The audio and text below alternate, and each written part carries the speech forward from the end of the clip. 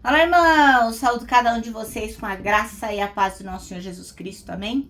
Meu nome é Miriam Anita, estamos aqui para estudarmos um texto que a irmã Vilmara Lima escreveu para o Manancial, que é um devocional diário produzido pela União Feminina Missionária Batista do Brasil, que oferece para a gente meditações baseadas na Bíblia, que é a palavra de Deus. Lá tem uma meditação para cada dia do ano. E ora, quando a gente lê a porção bíblica e estuda o devocional, faz o devocional, não tem como, né, irmãos? A gente é inspirado, exortado e edificado, e o nosso crescimento cristão cada vez aumenta mais e cada vez aumenta também o nosso engajamento com a missão de Deus. Como vocês sabem, eu não sou teóloga, eu não tenho nenhuma formação em teologia. E o que eu faço, né? Eu leio o texto e conto para os irmãos aquilo que eu entendi. É isso que eu sei fazer.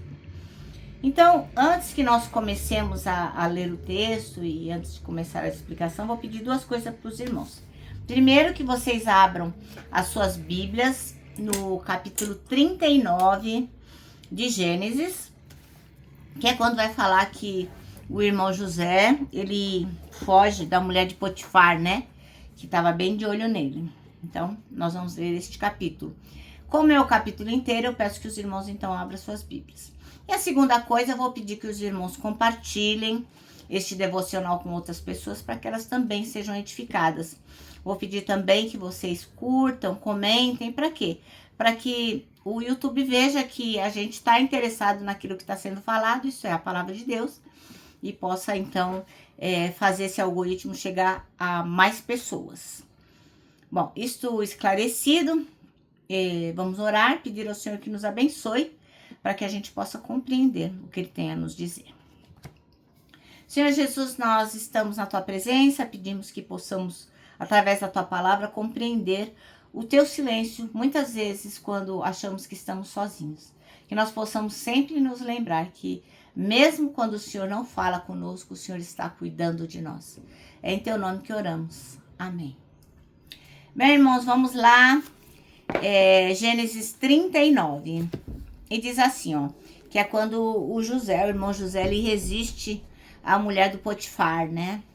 Lembra que os irmãos de José tinham muita inveja dele, quiseram dar cabo da vida dele, por fim se arrependeram, resolveram vendê-lo como escravo para o Egito. E ele, pela bondosa mão do Senhor, acabou caindo lá na casa do Potifar, que era um cara muito importante lá no Egito, e tudo que Potifar tinha era abençoado porque José era abençoado. Então, muitas vezes, a bênção do Senhor se estende, né, às pessoas que estão ao nosso redor. Então, vamos lá? José resiste à mulher de Potifar. José fora, portanto, levado ao Egito, onde os ismaelitas o venderam a um egípcio chamado Potifar, um oficial que era capitão da guarda do palácio. Ora, Yahvé, o Senhor, estava com José, que em tudo teve êxito, e passou a morar na casa do senhor egípcio. O senhor egípcio percebeu que o Senhor Deus amparava José e o abençoava em tudo o que ele realizava. Dessa maneira, José ganhou a simpatia do seu dono, que o promoveu a ser ajudante pessoal, como administrador dos seus bens. Potifar deixou a seu cuidado sua própria casa e lhe confiou tudo o que possuía.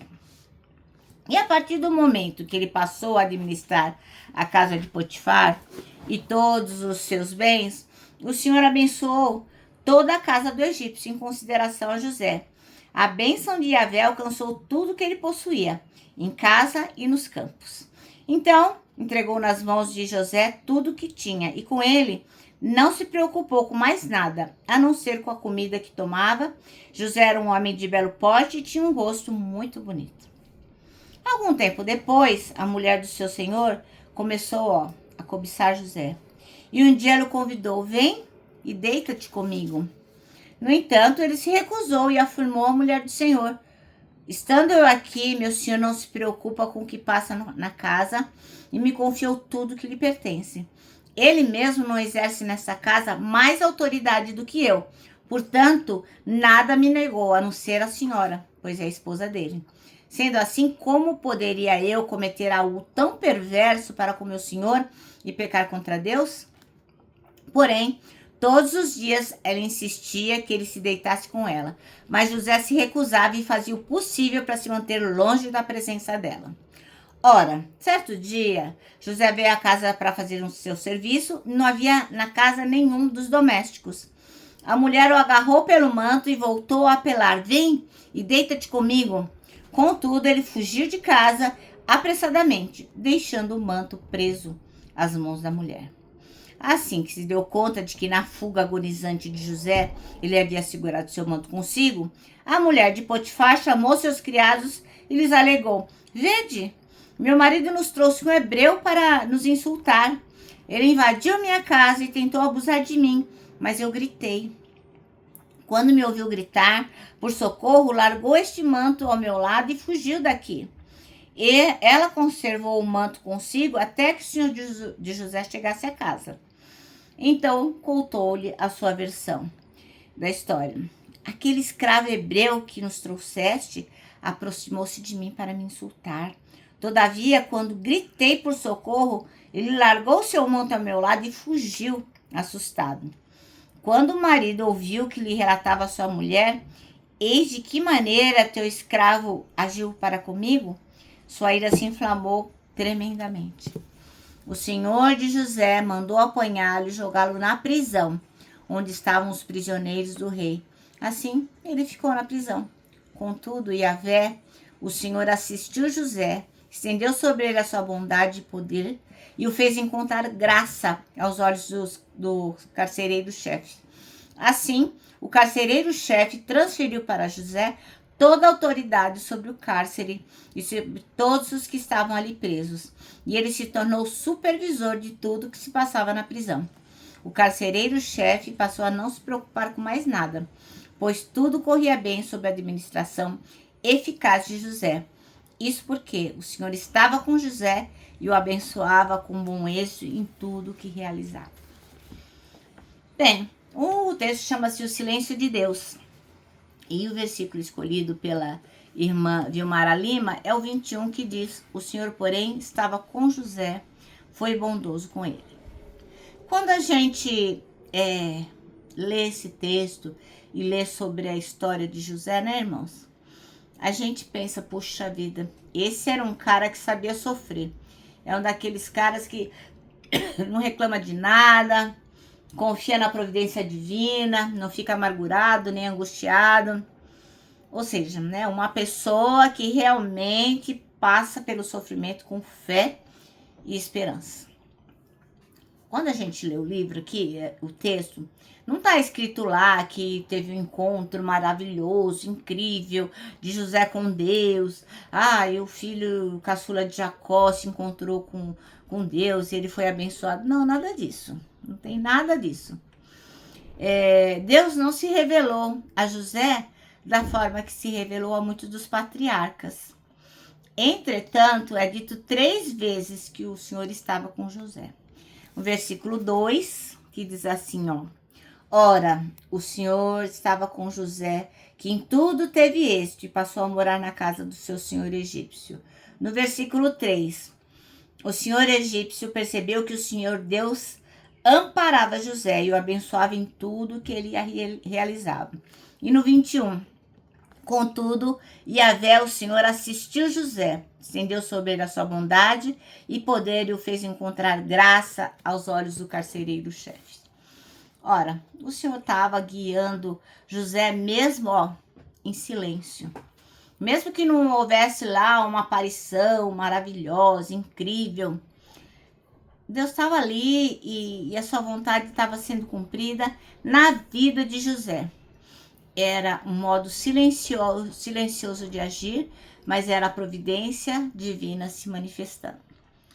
E muitas vezes Deus fica em silêncio. Às vezes a gente faz tantas perguntas para Deus, mas ele não responde nada. E parece assim que ele não se importa com aquilo que a gente está sofrendo. Parece que Deus não se importa com a nossa dor. Mas isso é uma bobagem da cabeça da gente, né? A gente pensa que Deus está nos ignorando, mas isso não existe. Porque Deus nunca está parado, nunca está de bobeira, nunca não está prestando atenção no que a gente está fazendo. Ele sempre está nos olhando. E ele não olha para a nossa dor, para a nossa tristeza e para a nossa angústia, tipo de forma sádica, bem feito, deixa eu ver ele sofrer. Não, de forma alguma. Deus é misericordioso. E o silêncio de Deus não significa que Deus esteja apático, que ele não esteja se importando conosco. Não significa mesmo. Ele está conosco e ele tem nos tratado com bondade. Nós temos que lembrar disso todos os dias, todos os minutos, todos os segundos. Independente da gente rir ou da gente chorar, quando a gente erra ou quando a gente acerta, mesmo que a gente não veja, ainda que, ó, eu não estou sentindo que Deus está aqui, mas Ele está. Ele sempre está. Isso é maravilhoso. E nós temos que crer.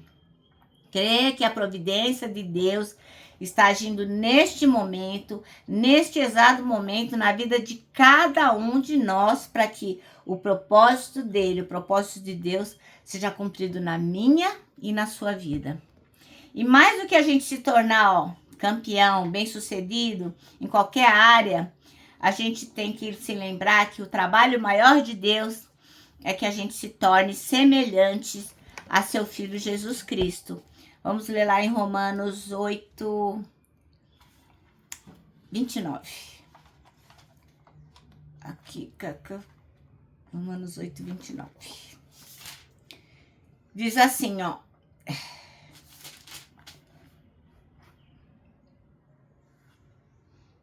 Porque aqueles que já tinham sido escolhidos por Deus, ele também separou, a fim de se tornarem parecidos com o seu Filho.